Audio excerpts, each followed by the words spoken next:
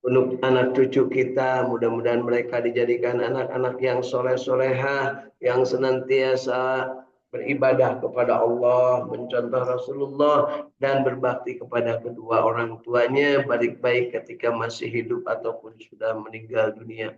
Mudah-mudahan juga anak-anak ini menjadi anak-anak yang soleh, yang akan menjadi orang yang bertakwa, dan tentunya kita berharap mereka menjadi pemimpin bagi orang-orang yang lain. Bagi negeri kita berdoa mudah-mudahan negeri kita dijadikan negeri yang baldatun thayyibatun warabun ghafur, rakyatnya sejahtera, para pemimpinnya yang diberi amanah, mereka menjalankannya dengan penuh tanggung jawab, dan para tentunya kita doakan juga untuk mereka diberikan kekuatan dan ketabahan. Dan untuk para pemimpinnya yang hianat, yang zalim, yang korup, yang senantiasa hanya mementingkan dirinya, kelompoknya, organisasinya, ataupun parpolnya sendiri, mudah-mudahan Allah segera berikan keberkahan kepadanya berupa hidayah, dan juga diberikan kesempatan untuk segera bertobat. Kemudian pada saatnya mereka juga akan mendapatkan kesempatan untuk berbakti yang lebih baik. Dan bagi yang tidak mau untuk bertobat, tentunya kita berdoa mudah-mudahan Allah segera ganti dengan pemimpin yang lebih baik, yang amanah. Allahumma sholli ala sayyidina Muhammad wa ala ali sayyidina Muhammad. Allahumma ya Allah, kabulkan doa dan permintaan kami. Nas'alukal ijabah bil barakah. Al-Fatihah. أعوذ بالله من الشيطان الرجيم. بسم الله الرحمن الرحيم. الحمد لله رب العالمين الرحمن الرحيم مالك يوم الدين إياك نعبد وإياك نستعين اهدنا الصراط المستقيم صراط الذين أنعمت عليهم غير المغضوب عليهم ولا الضالين آمين. Kita berdoa untuk diri kita sendiri, untuk diri kita masing-masing. Kita bacakan suratul Fatihah sebagai wujud dari tazkiyah, membersihkan kalbu kita. Kita rukyah hati kita, nafsu kita, dengan harapan Allah menjadikan diri-diri kita ini memiliki nafsu yang mutmainnah, yang senantiasa kalbunya tenang tentram menghadapi apapun yang terjadi, selalu bersyukur ketika mendapatkan nikmat, bersabar ketika mendapatkan ujian dan cobaan, senantiasa ikhlas menghambakan diri beribadah kepada Allah Subhanahu wa taala, dan berittiba untuk mencontoh akhlakul karimah dari Rasulullah Nabi Muhammad Shallallahu Alaihi Wasallam. Dan tentunya kita diberikan kesempatan untuk sesegera mungkin beristighfar, bertobat kepada Allah ketika berbuat salah dan dosa. Dan tentunya kita berharap kita dijadikan ahli silaturahim, yang pandai menjalin silaturahim dengan siapapun, kapanpun, dimanapun, dalam keadaan apapun, tentunya dengan memanfaatkan potensi diri dan kompetensi yang dimiliki, serta senantiasa benar-benar memanfaatkan yang ada dalam diri kita dengan memanfaatkan media, baik media digital atau media langsung, berupa pertemuan, liqa, dan lain sebagainya. Mudah-mudahan dari silaturahim ini kita mendapatkan ilmu yang bermanfaat, mendapatkan rezeki yang barokah dan thayyibah, mendapatkan kesempatan untuk terus-terusan memperbaiki diri, meningkatkan kualitas amal ibadah kita, disehatkan badan kita, dijernihkan pikiran kita, disahkan, disahihkan ibadah kita. Dan tentunya kita berharap Allah menjadikan kita tetap dalam keadaan sehat walafiat, dan kita berharap diwafatkan husnul khatimah, kelak di akhirat dipanggil dengan panggilan indah, ya ayyatuhan nafsul mutmainnah irji'i ila rabbiki radiyatan mardiyah fadkhuli fi ibadi wadkhuli jannati, dimasukkan ke dalam kelompok ahli ibadah, kelompok abdinya Allah, dan dimasukkan ke dalam surganya, dijauhkan dari api nerakanya. Allahumma salli ala sayyidina Muhammad wa ala ali sayyidina Muhammad. Allahumma inna nas'aluka ilman nafi'an, Allahumma inna nas'aluka rizqan thayyiban, Allahumma inna nas'aluka amalan mutaqabbalan, Allahumma inna nas'aluka bihusnil khatimah, Allahumma inna nas'aluka ridhaka wal jannah wa na'udzubika min syarrika wan nar. Allahumma innaka afuwun karim tuhibbul afwa fa'fu anna ya karim. Allahumma rabbana taqabbal minna innaka antas samiul alim wa tub alaina innaka antat tawwabur rahim. Rabbana atina fid dunya hasanah wa fil akhirati hasanah wa qina adzabannar wa adkhilna al jannata ma'al abrar ya aziz ya ghaffar ya rabbal alamin. Sallallahu ala sayyidina Muhammadin wa ala alihi wa sahbihi wa sallam. Subhana rabbika rabbil izzati amma yasifun. Wassalamun alal mursalin walhamdulillahi rabbil alamin. Nas'alukal ijabah bil barakah. Al-Fatihah.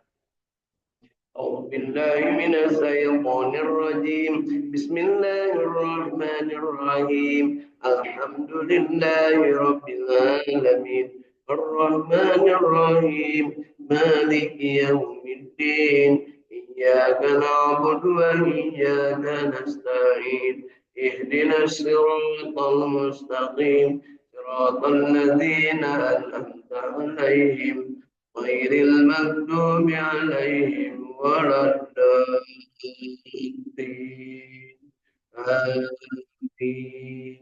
Mari Bapak Ibu baca suratul Fatihah kita berikan telapak tangan kita dengan hembusan nafas bersolawat kepada Kanjeng Nabi Muhammad Rasulullah sallallahu alaihi wasallam.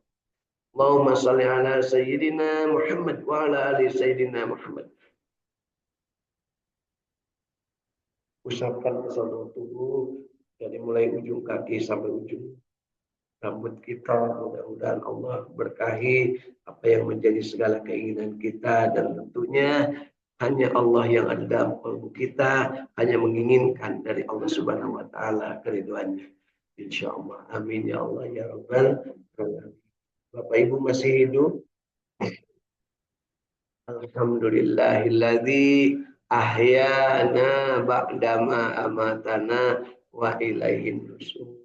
Kita masih hidup dan mudah-mudahan hidup sesuai dengan kehendak yang memberi hidup, yaitu Allah Subhanahu wa taala menjadikan diri kita ini ahli ibadah karena perintah Allah, wa ma khalaqtul jinna wal insa illa liya'budun.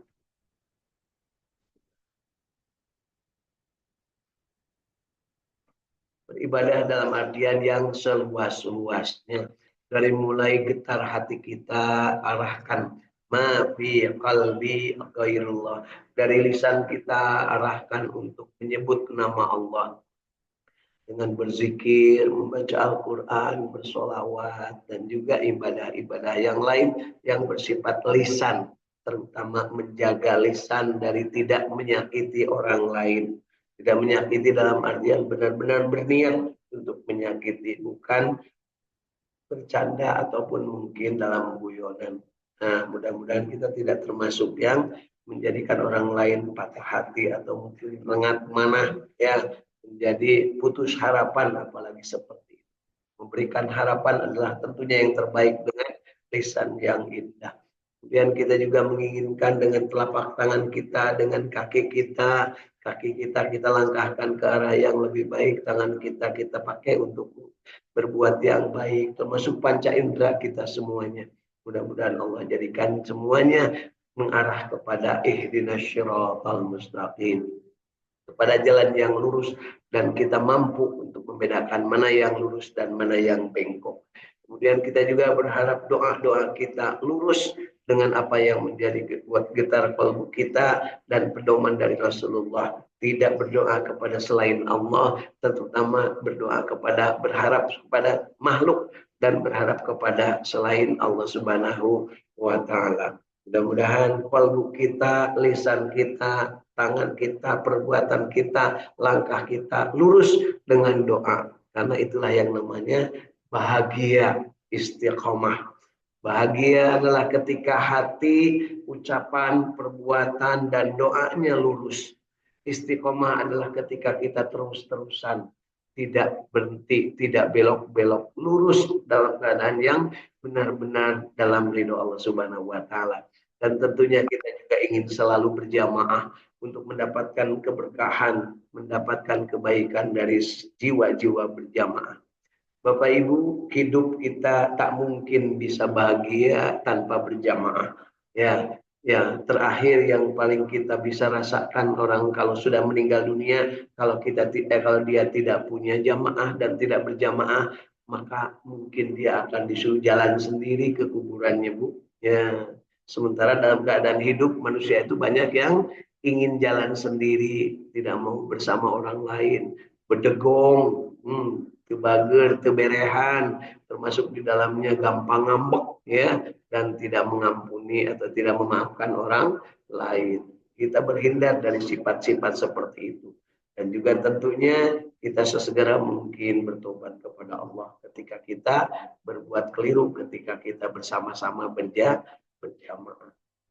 Karena dimungkinkan selama berjamaah kita akan ada berbuat keliru, kesenggol lah, keinjek lah, dan sebagainya. Kemudian kita juga ingin berbuat yang terbaik dengan sesama dengan memanfaatkan apa yang diperintahkan ataupun apa yang disampaikan oleh Rasulullah Sallallahu Alaihi Wasallam. Khairukum man ta'allamal Quran wa 'allama. Sebaik-baik kalian adalah yang belajar Al-Quran dan mengajarkannya. Mudah-mudahan kita belajar dalam keadaan bahagia, kemudian kita memahaminya, mengamalkannya, menikmatinya, dan sedikit demi sedikit kita berusaha untuk mengajarkannya kepada orang lain, baik secara perbuatan ataupun secara lisan. Masing-masing tentunya punya kapabilitas.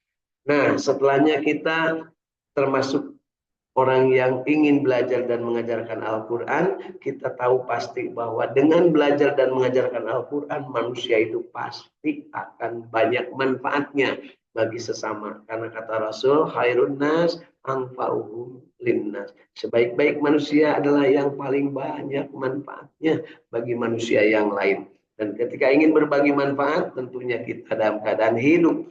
Dan hidup kita bermohon kepada Allah dipanjangkan umurnya dan disolehkan amalnya. Karena orang yang banyak manfaatnya, orang yang paling baik adalah yang banyak manfaatnya dan panjang umurnya serta soleh amalnya. Panjang umur, amalnya tidak soleh, tentunya tidak banyak manfaat. Ya, untuk itu yuk kita niatkan ke dalam kalbu kita, ya Allah, panjangkan umurku dan berikan kemampuan untuk senantiasa beramal soleh, insya Allah. Bapak Ibu, hari ini kita akan lanjutkan bacaan Al-Quran, tapi sebelumnya saya ingin mengucapkan terima kasih kepada Bapak dan Ibu yang sudah mendoakan Bapak saya yang kemarin meninggal hari Ahad, sekarang baru hari ke-6, insya Allah hari ke-7-nya besok ya. Dan atas doa-doanya, bantuannya, dorongannya, dan juga hal-hal yang sifatnya memberikan manfaat. Terima kasih atas segalanya dan mohon maaf kami tidak bisa membalasnya sebagai keluarga ataupun sebagai pribadi saya atas apa yang sudah Bapak Ibu berikan. Bapak Ibu ikhlas memaafkan. Mudah-mudahan ya saya berharap orang tua saya yang meninggal dalam usia 92 tahun diberikan insya Allah keberkahan di alam barjahnya, diampuni dosa-dosanya, dan tentu saja kita juga berharap kita yang hidup ini diberikan ketabahan, terutama anak cucunya dijadikan anak cucu yang soleh-soleh insya Allah. Dan sedikit cerita bahwa beliau meninggal tidak mengalami sakit yang berat. Hari Jumat ya, Jumat seperti ini pagi ya saya dikasih tahu dari Tasik, kemudian saya berangkat dan sampai di Tasik itu dengan kecepatan yang tidak tahu, saya juga karena nyetir sendiri, bawa mobil sendiri dari sini di sholat subuh kurang lebih jam 5 keluar dari rumah, sebelum jam 8 udah nyampe rumah, biasanya 4 jam atau kemarin 2 jam lebih, nggak tahu mungkin terbang atau kayak apa, pokoknya nyampe. Begitu udah nyampe, saya sempat nyuapin, memberi makan, makanan kesenangan ada 4 ya yang saya bawa kebetulan lewat di rumah makan di daerah Salawu ya, Salawu Tasik, antara Garut Tasik. Ada abon kesenangannya dimakan Bu, alhamdulillah. Kemudian ada sop kiki ya, kayaknya nurun ke anaknya senang sop kiki ya. Sop kaki tadi deh. Kemudian berikutnya ada pindang ikan nilem ya. Bu Agus tahu pindang ikan nilem yang ada lauknya di jero tebunya, kemudian pepes ikan, semuanya dimakan, sebut semuanya itu dicicip semua ya, alhamdulillah pagi-pagi. Nah, dan kemudian beliau ngobrol, banyak ngobrol hal-hal yang sifatnya menyangkut biasa kalau anak dengan bapak. Ya ngobrol, habis gitu beliau tertidur. Nah dan tidur, saya tinggal Jumatan. Nah, berikutnya beliau juga masih sampai dengan hari Sabtu itu masih ngobrol ya Sabtu malam ya. Kemudian masuk hari apa namanya Sabtu pagi, hari Sabtu pagi beliau kemudian apa namanya diinfus di rumah ya karena mendatangkan dokter. Kemudian beliau tidak sadar sampai dengan meninggalnya pukul 2 tengah malam ya jam 2 hari Ahad. Masya Allah, mudah-mudahan saya termasuk berdoa ya Allah, mudah-mudahan seperti ini, jadi nggak merepotkan, nggak sempat dibawa kemana-mana, di tempat tidurnya, ya. Dan sempat minta dipindah tempat tidurnya dari tempat tidur yang biasa ke tempat tidur yang konon kabarnya beliau dulu dilahirkan di tempat itu, tapi masih di rumah yang sama. Itu Pak Dede, ya. Mudah-mudahan ini menjadi itibar bagi kami juga untuk senantiasa berada dalam keadaan yang terbaik selama hidupnya. Dan alhamdulillah beliau meninggalkan 12 anaknya ya. 12, 7 yang anak kandungnya, 5 yang anak bawaan, anak sambung. Hadir semuanya Bu ketika beliau meninggal dunia dan alhamdulillah kami semua dalam keadaan sehat walafiat memakamkan jam 8, jam 9 itu sudah. Jadi meninggalnya jam 2 lebih 15, kemudian di Pulasara nunggu pemakaman jam 9 sudah selesai. Jadi kurang lebih 6 jam dari mulai meninggal sampai dengan selesai dimakamkan hanya 6 jam. Ya, mudah-mudahan kita termasuk yang mengambil pelajaran karena untuk apa namanya kalau ada yang meninggal jangan sampai ditunggukan. Umpamanya ada anaknya masih di mana, keluarganya masih di mana. Karena kalaupun ditunggukan nggak bisa berbuat apa-apa. Itu sebabnya Bapak Ibu juga nasihat bagi kita kalau ada yang ada apa namanya yang sakit sesegera mungkin Bu nengoknya itu jangan nanti aja lah karena belum tentu juga karena sakit itu adalah bunga dari kematian. Jadi kalau Bu Kakang diberitahu tentang Bapak sakit jangan lama-lama langsung berangkat. Kalau perlu tinggalkan apapun ya yang sifatnya tidak membahayakan tentunya. Tapi kalau seperti ini termasuk kemarin saya tinggalkan dulu semuanya, anak istri saya tinggalkan, saya sendirian aja gitu ya. Karena memang kondisinya belum memungkinkan. Tapi kemudian anak-anak saya nyusul. Nah gitu Bapak Ibu ya. Dan ketika kondisi-kondisi seperti itu, yang saya ingat, yang saya tahu, berdoa itu adalah memang satu-satunya ikhtiar. Jadi kalau boleh dibilang berdoa setelahnya kita usaha maksimal itu adalah yang paling terakhir menjadi senjata kita.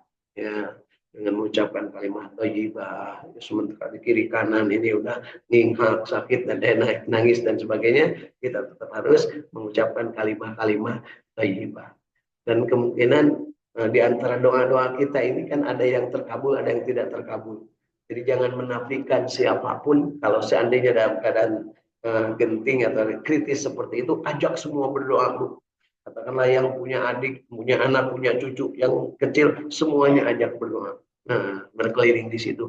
Termasuk mungkin kalau ada yang punya pembantu, ada yang punya pegawai, berdoa di situ semua. Banyak pegawai kebun dan sebagainya berdoa. Dan alhamdulillah kemarin saya melihat seperti itu ya.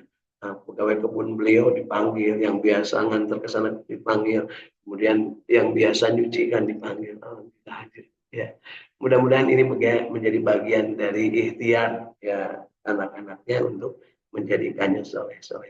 Insya Allah. Nah, hari ini kita akan baca ayat terakhir dari surat Yusuf. Surat Yusuf. Kemarin kan saya janjikan surat Yusuf ini sudah selesai dibaca, tapi belum selesai secara tafsirnya di ayat-ayat terakhirnya. Jadi kita baca dua ayat terakhir dari surat Yusuf. A'udzu billahi minasy syaithanir rajim.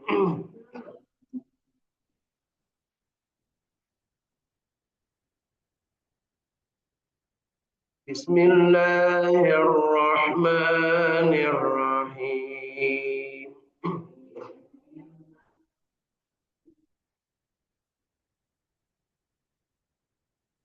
Surat Yusuf 110 dan 111. حتى إذا استيأس الرسل وظنوا أنهم قد كذبوا جاءهم نصرنا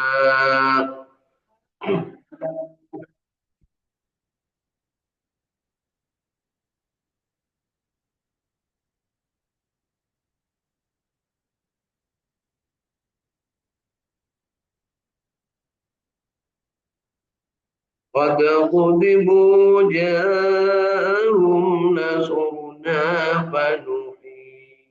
فنجزي من نشاء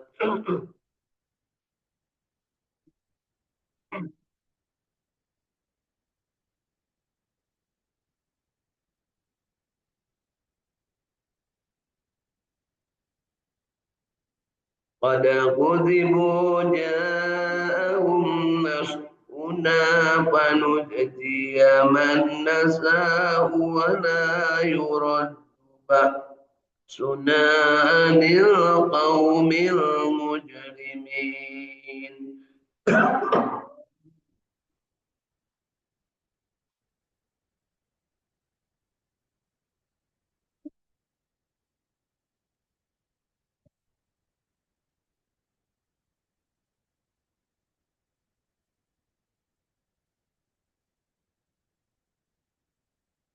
لقد كان في قصصهم عبرة لأولي الألباب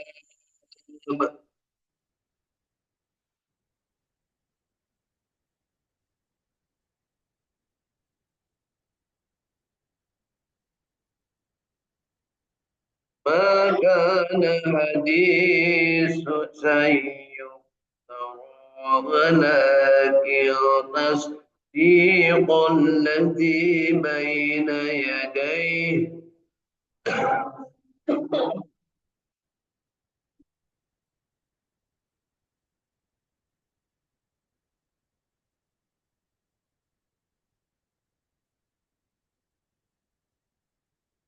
ولكن تصديق الذي